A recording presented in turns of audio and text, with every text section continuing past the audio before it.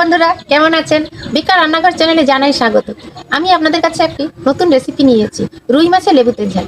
চলুন কিভাবে এই লেবু তেল ঝালটা বানানো যায় দেখবেন। চলুন, বাজার থেকে রুই মাছ কিনে আনছে, কেটে নিয়ে আসতে মাছটা। চলুন মাছটা পুকুরে ধুতে যাই। মাছটা আমি পুকুর থেকে ধুয়ে এনেছি। মাছটাতে নুন হলদি মাখাচ্ছি, একটু কাঁচা সরষা তেলও মাখাচ্ছি। এই মাছটা আমি ঢেলে দিচ্ছি, এটা জায়গাতে নুন তেল দেবো। তেল দিচ্ছি দেখুন বন্ধুরা। 1 ঘন্টা আগে মাছটা আমি ম্যারিনেট করে রেখেছিলাম তেল নুন আর হলদি দিয়ে। সেই মাছটা গ্যাসটা বন্ধ করে এই মাছ দিলাম।